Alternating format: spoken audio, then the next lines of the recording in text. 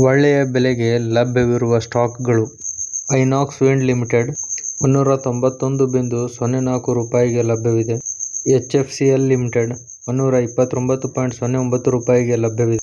SpiceJet 61.93 ರೂಪಾಯಿಗೆ ಲಭ್ಯವಿದೆ.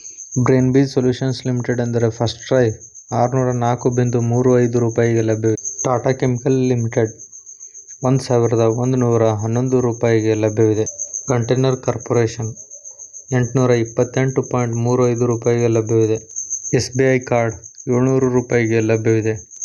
ಇವತ್ತು ಜಾಕ್ಪಾಟ್ ಹೊಡೆದ ಷೇರುಗಳು ಎಂದರೆ LIC ಶೇಕಡಾ 5% ಬೆಳೆಯುವುದರೊಂದಿಗೆ 985.50 ತಲುಪಿದೆ.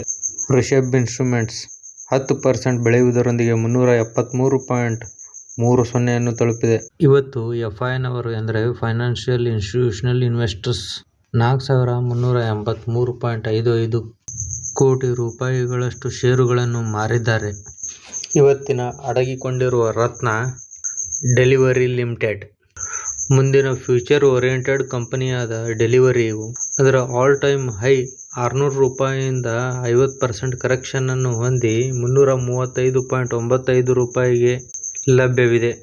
ಇವತ್ತಿನ IPO ಅಪ್ಡೇಟ್: ಇವತ್ತು ಲಿಸ್ಟ್ ಆಗಿರುವ ಎನ್ವಿರೋ ಇನ್ಫ್ರಾ ಇಂಜಿನಿಯರ್ಸ್ ಲಿಮಿಟೆಡ್ ಕಂಪನಿಯು ಕೊಟ್ಟಿರುವ ಇಶ್ಯೂ ಪ್ರೈಸ್ ಆದ 148 ರೂಪಾಯಿಯಿಂದ 40% ಅಂದರೆ 60 ರೂಪಾಯಿಯ ಲಿಸ್ಟಿಂಗ್ ಗೇನ್ ಅನ್ನು ಹೊಂದಿ 718 ರೂಪಾಯಿಗೆ ಲಿಸ್ಟಿಂಗ್ ಆಗಿದೆ.